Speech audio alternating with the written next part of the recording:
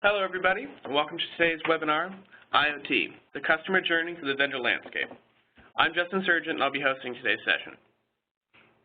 IT vendors are approaching the growing customer interest in Internet of Things, or IoT, in a multitude of ways. TBR will discuss our views of the three most common vendor approaches and how those approaches intersect with vendor business models and go-to-market strategies, as well as how they meet customers' needs. Customers, meanwhile, are searching to make sense and find vendors for IoT solutions. TBR will discuss the top use cases in the marketplace and examples of how those use cases apply to customer pain points. TBR will conclude with an outlook on how the market will evolve over the next 5 years as both customers and vendors mature in their understanding and utilization of IoT. After the presentation, if you'd like to learn more about TBR's research on IoT, please reach out to myself or one of the analysts and we can set up a meeting. But before we begin, there are a few housekeeping items I'd like to cover. First, I'll be recording today's session, and I'll be following up with all of you tomorrow afternoon with the link as well as the slides from today's session, so be on the lookout for that in your email. Second, we'd like to hear your thoughts and opinions on the material we're presenting. Please send any questions or comments through the Q&A function, and we will address as many as we can at the end of the presentation. Now I'd like to introduce the analyst presenting today. Ezra Gottheil is a principal analyst in TBR's computing practice, leading team coverage on HP hardware, Dell hardware, Lenovo, and Apple. He's also a principal researcher on projects including IoT, consumer and business tablets, device monetization, PC warranties, PC supply chains, mobile device strategies, app stores, and social networking. Also with us, we have John Spooner, TBR's Director of the Internet of Things and Devices Practice, who will be here to assist us in the Q&A session. So with that, let me hand this over to Ezra. Thank you, Justin.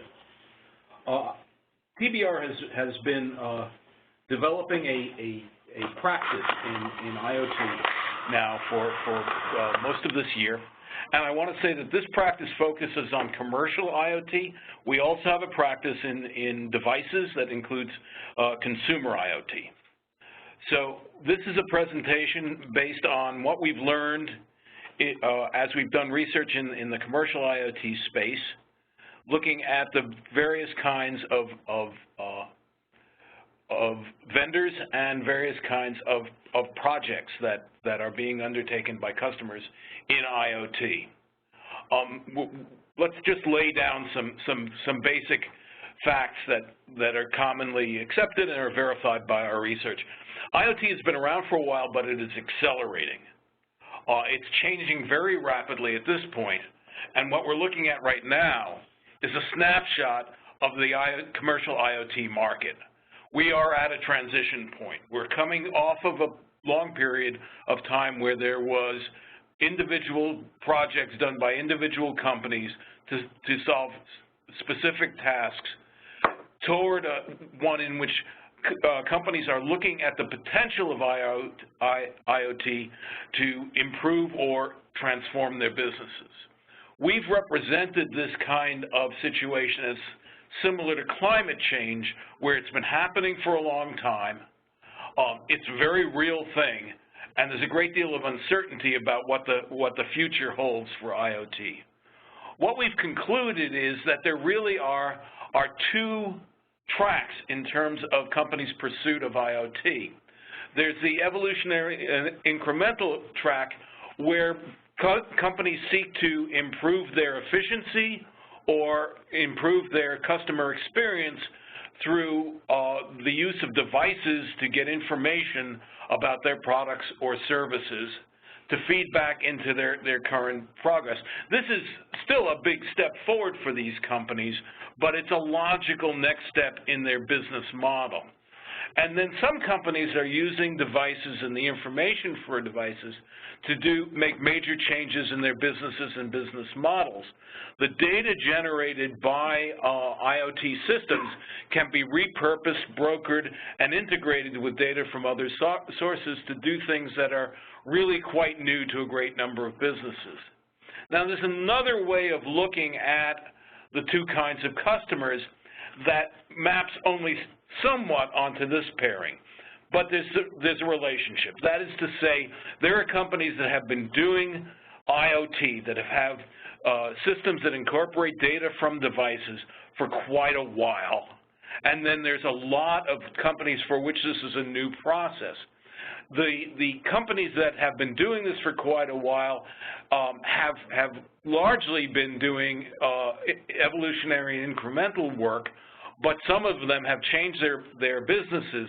Nevertheless, because they are experienced in the invention and design and deployment of IoT, the process is more straightforward.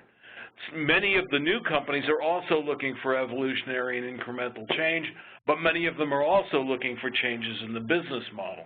So when we look at customers looking to do something with IoT, we want to evaluate where they've been, what their track record is, and what they're seeking to accomplish.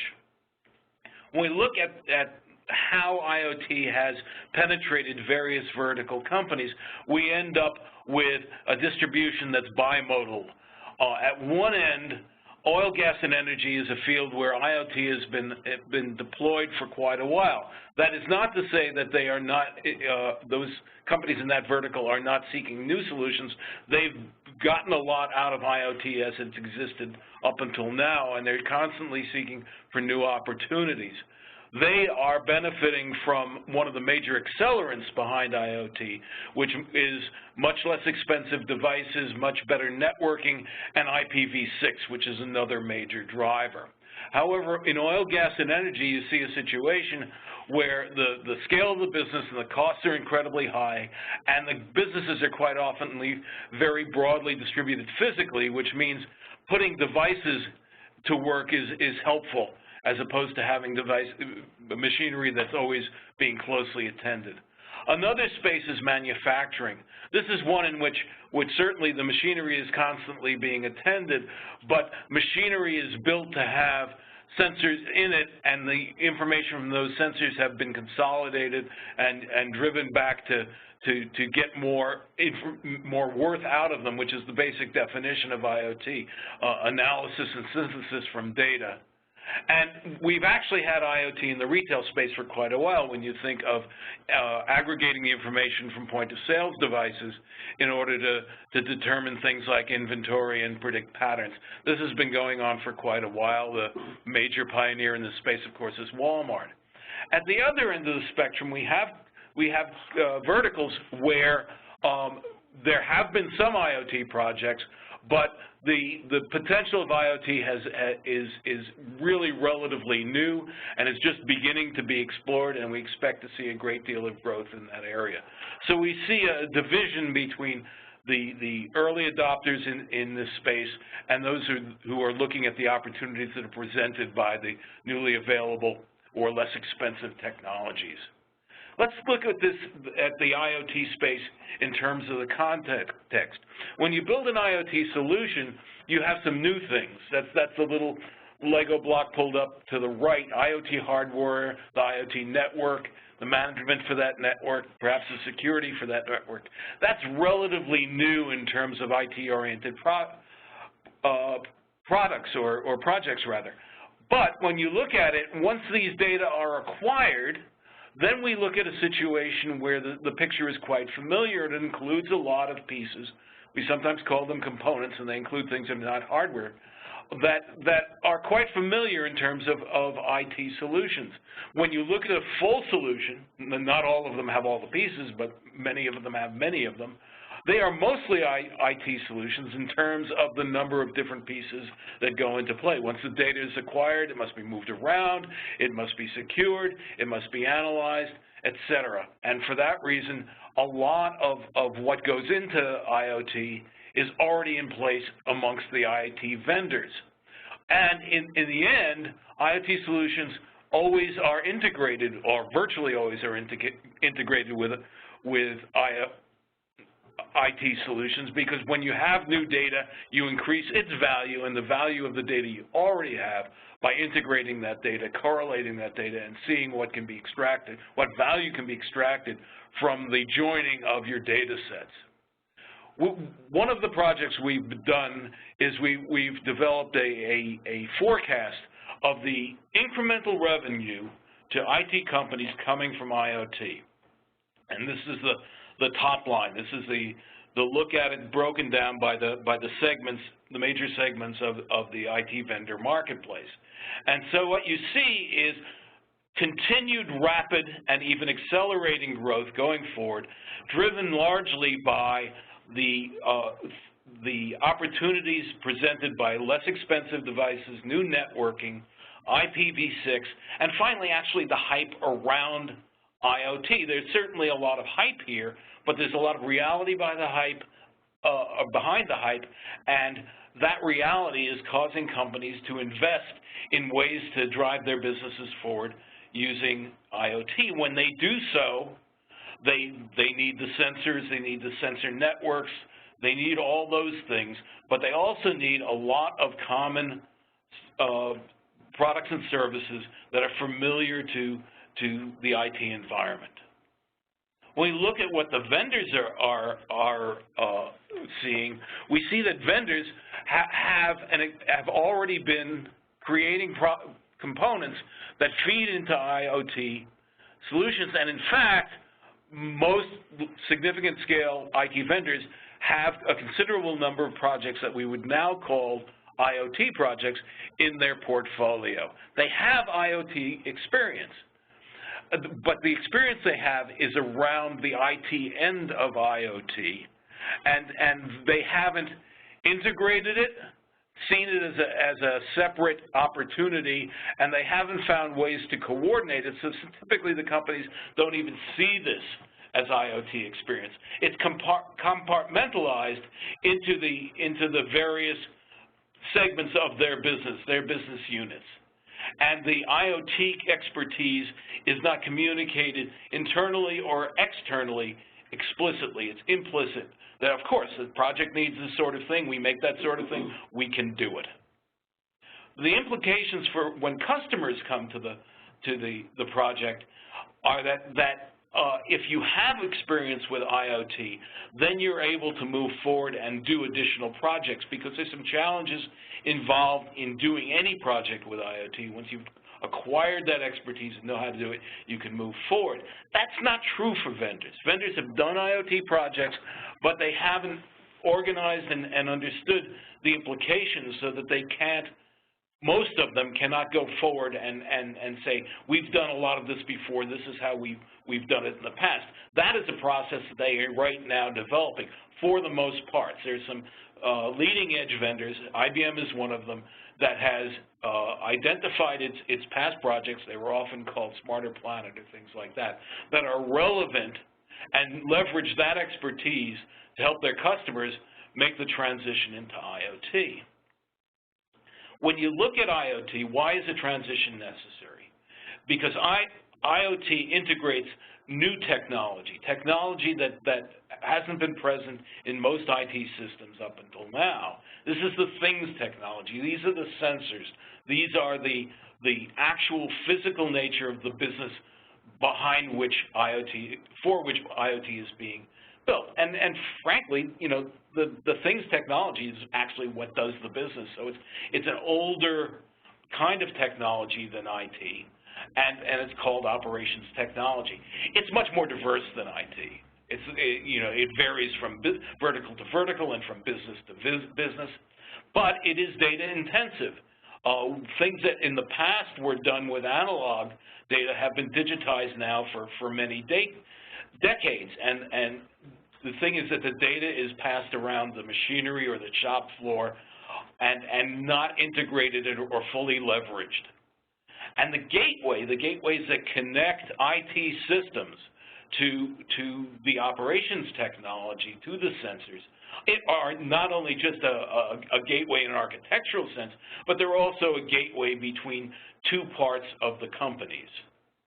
So when we look at that relationship, and vendors have told us this, is they see IoT as the intersection of IT and OT, and that's true.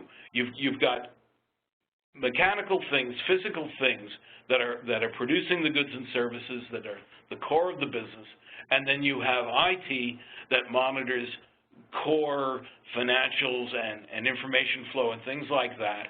And the relationship between the two, unless you've done an IoT process tends to be pretty tenuous. But IT vendors are now becoming aware of that fact. This integration is, in fact, not easy, and it's not easy for two reasons. One is there are technical differences between the information flowing in the operations technology space and the information flowing in IT.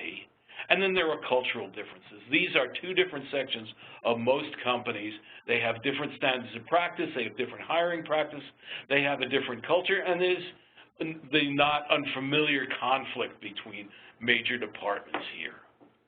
So when we look at the IT-OT tech differences, in brief, we can look at IoT devices, even when there's some intelligence in them, typically are running different operating systems. It's not necessary to run a full-fledged PC or computer operating system to do most of the work in embedded sensors, even if they're smart.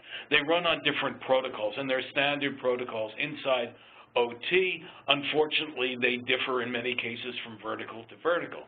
Lastly, the computing resources available to embedded smart sensors in the OT environment are quite a bit smaller on average and usually than those available in the IT environment, which means that putting a lot of IT functionality into those devices is a challenge. There are connection problems too.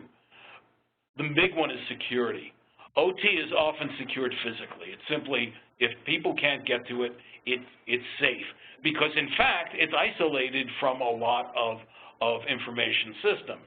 Then there's the management of OT, which is a different flavor of management from what IT faces, and it doesn't lend itself intrinsically to centralized management, which is one of the benefits of an IoT solution.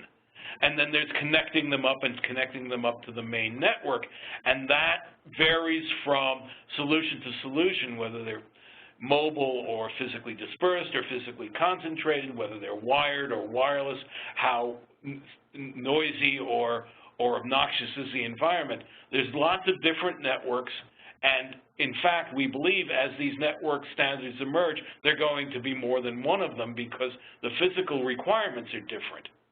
But the kinds of problems that we now face when we try to connect up the operations technology world to the information technology world are, we're bringing IT problems to OT. We're bringing security and management and all that sort of thing. And this is where, in fact, IoT development is taking place. Inside the world of IT is an extension of IT capabilities to solve IT tech problems in an integrated IT-OT space, in the IoT space. When you look at the situation facing the customers, there's a third party here.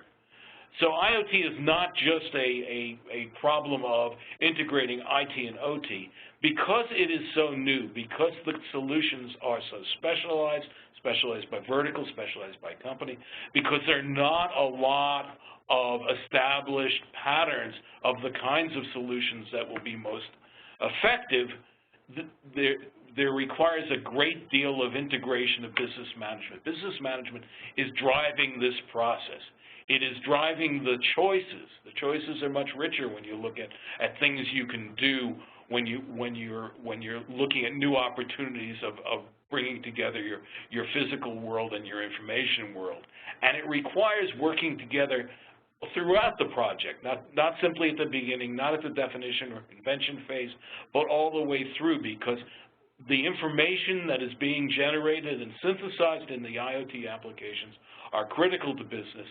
Business has to feed back into the systems the kinds of goals and requirements that it wants to meet, and the IoT solutions will continue to evolve. So this is an area where our companies that have a lot of track record have been doing this for a while, have maturity. Where they have maturity is in bringing together these three often disparate parts of the company to solve these problems. The vendors wanting to drive IoT and gain this incremental revenue from IoT are facing a challenge of helping organize their customers and organizing themselves. What is required inside the IT vendor organizations and required inside the IoT customer organizations is coordination of what have typically been fairly separate units. We call that business integration. It's kind of a soft analogy to systems integration. In order to make an IoT project successful, vendors must help the customer achieve a business integration as well as a systems integration. And this is the reason that business consulting is we think, so critical to the initiation phase of IoT projects.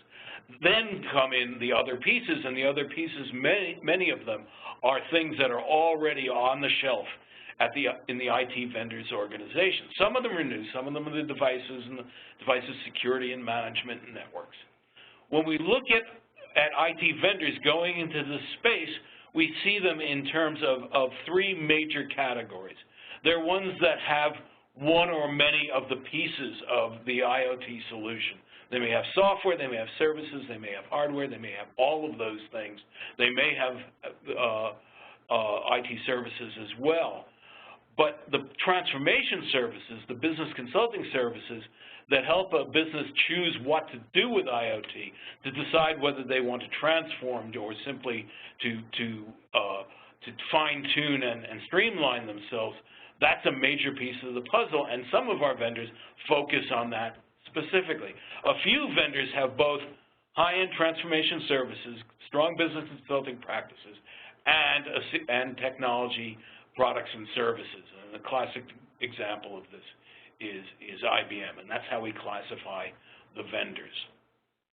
When we look at the vendor organizations, we see that they have the pieces and the business units, but they're separate. They're not integrated. And what's required is coordination, and coordination is necessary in order to communicate and reach out to your potential customers or even your existing customers and say that you have this capability of helping them build these coordinated, integrated solutions. The sales organization has to be able to sell these solutions and bring across pieces from across the portfolio. And then the projects, once underway, have to be managed. And finally, in order to keep this driving forward, revenue has to be recognized that rewards coordination, that rewards integration. One of the things we did to get a sense of the investment that companies are making in IoT is we went to LinkedIn, and this data is about a month old, and we searched for people at significant companies in this space, or companies that potentially can be in this space, in terms of people who had IoT either in their keywords, which meant their descriptions, or in their titles. And this could be a little hard to read, so I'm going to go down the list and give you a sense of it. In general, there are about 10 times the number of people who had IoT in their solutions, in their keywords, than had it in their titles. IBM was the leader, with more than 300 people with IoT in their title, and more than 1,800 with it in their keywords. That was followed by Intel, which has been strategically committed to IoT and has a considerable IoT practice. Cisco, another company that's made a strategic commitment to IoT, was next, followed by Microsoft. And then there's a fairly rapid dropping off. The next company on the list is Huawei, followed by Bosch, followed by GE, which has made a big splash about IoT, but doesn't have a lot of people in its organization with that explicitly in their title, followed by Dell, and then finally by HP. We believe it's necessary to have people responsible for IoT. The IoT is part of their job description, or the IoT is part of their title, or certainly part of their job description, in order to aggressively approach this market. IT vendors will gain revenue from IoT projects. They'll gain revenue because when they're implemented, increased capacity is required on standard IT systems. But to gain and fully leverage this potential, they really have to address the market actively rather than passively. So one of the things we looked at here, and these are our judgments, is the messaging that is going out from the IT vendors, what they are telling the world about their IoT capabilities. This is important not simply because this is a reflection of what they are doing in IoT, but it also is creating entry points whereby both new customers and even old customers know where to go in the company to find out whether this is a company that can be helpful to them in pursuing the possibility, at least, of an IoT project. So this is a rough chart that says across the vertical axis is an assessment of capabilities. And these capabilities are often very different in type and scope. So these are subjective measures.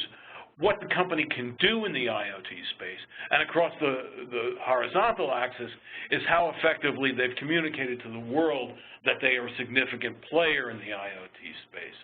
And you can see the leaders are the companies that made announcements and had events around IoT. IBM is a big one, Accenture, GE, Intel, Cisco. Microsoft is very strong and capable, but has only recently begun making announcements. And then in the upper left corner, you have HP with a full spectrum of goods and of products and services with a considerable IoT track record, but has made very few announcements. Dell has made some more, but still not a comprehensive one that tells potential customers where to go at Dell to get started with this project. Here's an example of one of the kinds of information we've embodied in one of our syndicated publications about the IoT space. This is the description of the use cases. We think it's really important to focus on what is being done with IoT. We will be identifying patterns and identifying standard kinds of IoT implementations, making more and more quantified assessments of the verticals where IoT is strongest, the geographic areas where it's strongest, and the kinds of applications that are being built. At the same time, we are looking at the vendor space. We're evaluating the vendors for what they are doing, and we're quantifying it. We're making estimates of revenue and profit, and our whole scope, our whole purpose here at TBR is to provide quantified information that can be leveraged for making business decisions.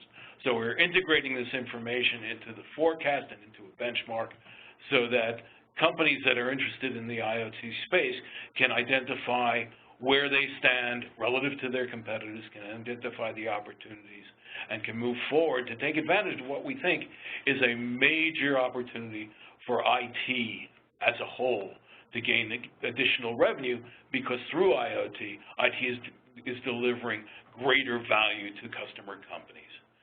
That concludes the presentation now, so we're open to questions at this point. All right, so please send any questions you have to the Q&A function. With that, let's cover what we have in. The first question. Could you explain in more detail why business consulting plays such a large role in your vendor taxonomy? Right.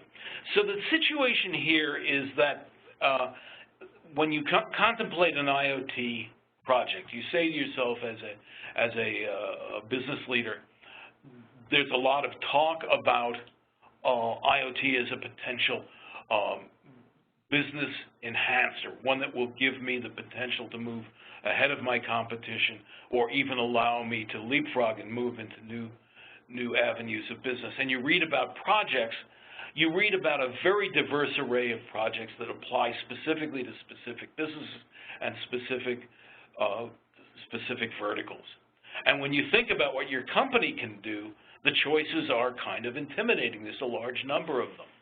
So what is needed is a way to drive that decision process forward, to figure out a combination of where the opportunities are, what the costs are going to be, what the return is likely to be, and what the priorities should be.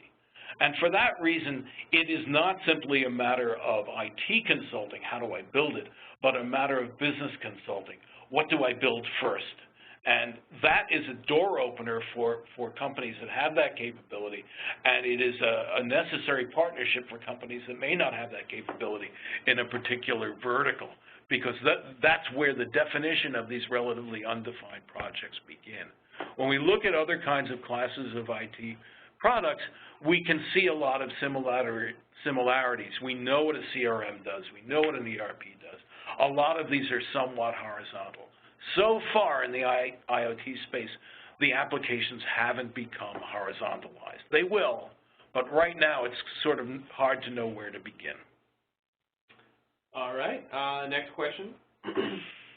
In your forecast, why does IT services get the lion's share of incremental IoT revenue?